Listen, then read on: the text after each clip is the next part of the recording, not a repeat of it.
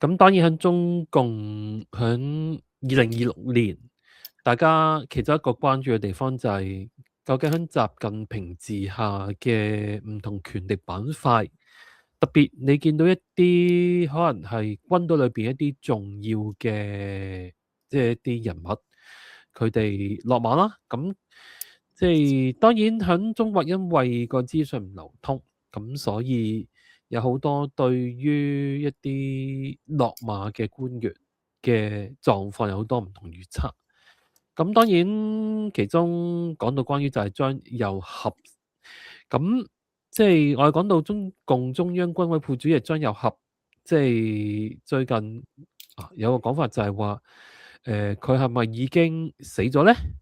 咁有人就話啦，佢而家就被關押喺北京嚇，咁甚至就都有講到係佢嘅即係屋企人，咁可能都俾一個即係政權監視之類嘅嚇。咁當然我哋去分析即係張又俠而家狀況嘅時候，究竟佢係生啦，佢係死啊，佢屋企人嘅狀況點嘅時候咧，其實都俾到好多人有好多唔同嘅想像，就係究竟而家喺中共嘅權力核心裏邊，究竟發生咩事嚇？咁當然佢被捕好大程度上都係即係以往如果我係理解由蘇聯共產黨歷史去到中國歷史，咁一啲其實升到上神台嘅一啲官員，去到咁上下係被拉落馬呢，其實都係作為一種獨裁者鞏固權力嘅一個重要手段，因為喺一個獨裁者嘅計算裏邊呢，冇人喺佢治下咧可以長治久安，或者甚至喺個位裏邊咧可以坐到終老嘅。咁所以即係我哋認識史太林歷史嘅過程裏邊，你都會見到好多嘅一啲高層嘅官員啊，或者甚至係一啲即係以往史太林覺得好寵信嘅一啲即係大臣咧，最終都落得一個即係好悲慘嘅一個即係結局嚇。咁所以如果我哋相信習近平都係師承即係毛澤東啊，或者甚至係蘇聯嘅一啲獨裁者係可能係史太林之類嘅話咧，咁其實即係佢嘅不明朗狀況，呢個其實都好正常。咁當然同時間亦都有一啲消息傳出啦，就係話中共前總理溫家寶喺一份親筆賀卡俾海內外媒體嘅一個即係信息咧，喺網上面即係流傳嘅。佢就話啦，內容雖然係悼念汶川地震嘅師生，但係又加上張又俠落馬嚇。咁有一種講法啦，就係話中南海就面對住一個即係政治嘅一個嗰個震盪咁樣嚇。就即係當然可以咁講啦，就一啲前路人，即係可能佢仍然喺去約一啲喺社交，即係社交嘅一啲場合裏邊，即係甚至係寫翻一啲即係賀卡。咁呢一個即係我哋好多時，即係有一啲人都會解讀佢就係話，咦？咁會唔會係佢希望釋出一啲政治信息，就係話即係對於而家政局唔滿意，咁但係佢又唔敢直接批評呢一個習近平喎。咁不如用一啲小動作咧，咁用啲小動作咧，去到話俾人知就係話嗱，你而家做緊啲嘢啦，我哋望住嘅我係夾到實嘅咁樣嚇。咁但係如果係睇翻即係幾年前，我譬如話經常用一個咁嘅例子，就係北大學會議啦。即係北大學會議通常係講到就係話啲死老嘢啊出晒嚟啊，跟住閂埋門就係屌習近平啊，咁然之後就係要逼宮啊，要去依樣啊，要去講樣個嘢嚇。咁但係大家諗一諗啦嚇，即係你睇個評論咧，記性好重要，記性唔好你就真係唔好睇啦，真係嚇。最衰我最大嘅弱點就係記性好嚇。大家都知道就係話，每年都會有一啲消息傳出，就係話習北大學會議啊，即係跟住嗰啲即係前領導啊，一啲掌權者就會即係施壓俾習近平，就要去交代某啲嘢啊，要佢唔好做某啲嘢啊，要佢糾定某啲嘢嘅，係嘛？如果大家仲記得唔記得咧，你見過一次咧，我係會提你一次噶啦，好似你老母咁樣提你噶啦但係大家諗一諗啊，都10幾年啦，習近平有冇改啊？冇改啊嘛，重點係冇改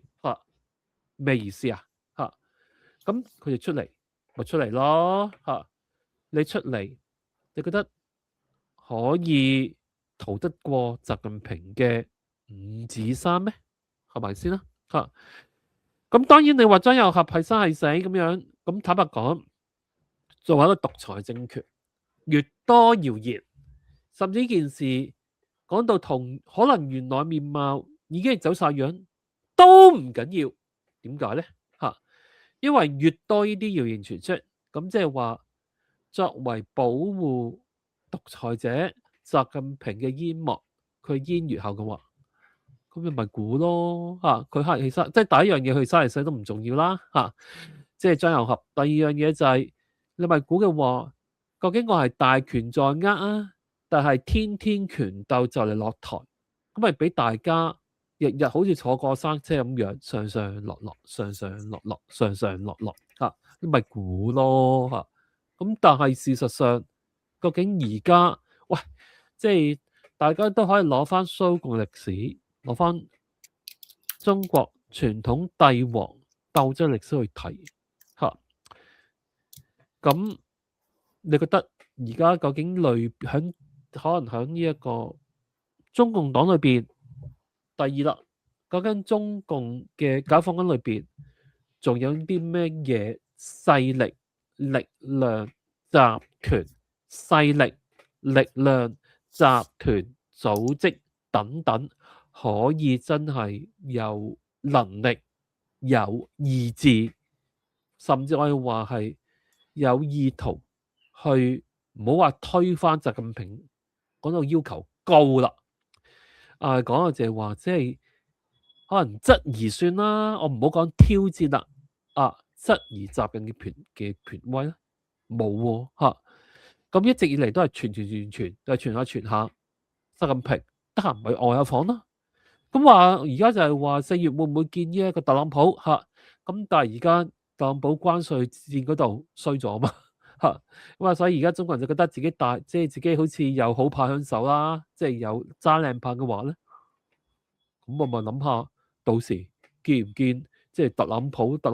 係話嚟就嚟，唔係喂你唔係你屋企即係自出自入啊嘛，係咪先啦咁樣咁當然即係嗱，都係嗰句噶啦，即係中共權鬥並不代表就係話中共政治上面經濟上面係仍然處於一個有利嘅位置。雖然可以咁講啦，即係我冇時間講啦，或者可能今次講唔到嘅題目就係話中國喺人工智能嘅能力，其實透過竊取其他西方國家人工智能嘅即係技術啦，佢嘅資料咧，其實已經突飛猛進咁但係即係究竟呢個人工智能會唔會成為咗突破中共而家國際或者全球政治被可能孤立啊，或者甚至被針對嘅一個好重要部分呢？咁希望有機會喺未來同大家講講究竟即係中共人工智能究竟其實喺而家呢個咁嘅局面，究竟係最終係中國能夠可以係透過呢一樣嘢嗱，譬如大家知道即係喺呢一個即係喺呢一個即係農曆新年，即係呢一個即係央視嘅節目，都見到人工智能，見到呢一個即係機器人表演功夫啦咁即係我知道令到好多香港人就覺得哇，中國嘅人工智能好勁啊！咁甚至而家財政預算案就係話全民學人工智能添咁但係坦白講，呢人工智能即係其實有危都有機啊嘛即係你覺得即係甚至可以咁講啦，究竟而家中共其實話事嗰個係咪人工智能呢？咁呢一個大家就可以不斷無限想像啦。